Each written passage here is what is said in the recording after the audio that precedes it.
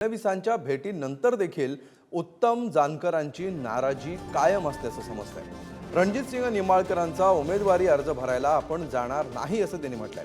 कार्यकर्त्यांसोबतच्या बैठकीनंतर उत्तम जानकर यांनी हा निर्णय घेतलेला आहे। आणि याविषयी अधिक माहिती घेऊया, आमचे प्रतिनिधी माऊली डांगे सध्या आपल्या सोबत आहेत।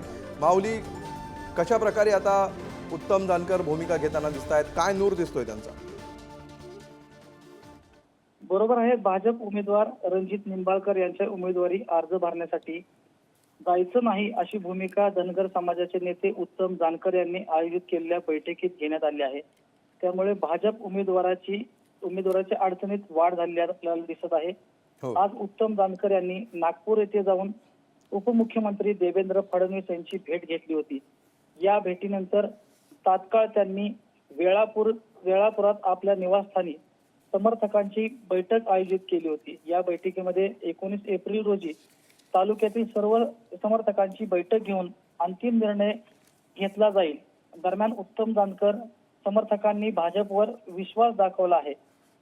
तर फडणवीस यांच्या बैठकीमध्ये त्यांनी माळशिरसमधून उमेदवारी देण्याचे आश्वासन दिले असले तरी आम्ही आश्वासनावर नाही तर परिस्थिती बघून निर्णय घेणार असा सूचक वक्तव्य उत्तम जानकर यांनी घेतलं आहे।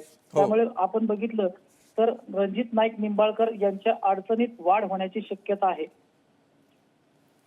निश्चितपणे नेमकं ते काय म्हणाले, त्यांच्या शब्दात त्यांची प्रतिक्रिया काय आहे ते आता आपण ऐकूया। नाही, आज दिवसभरच्या घडामोडी तुम्ही सकाळपासून बघताय। नागपूर या ठिकाणी देवेंद्र फडणवीस साहेबांची त्या ठिकाणी भेट झाली, चर्चा झाली आणि ते चर्चेमध्ये असा अरे थांबा ना मागे, त्या चर्चेमध्ये असं ठरलेलं होतं की आज संध्याकाळी काही ठराविक कार्यकर्त्याशी बसून आम्ही विचारविनिमय करू।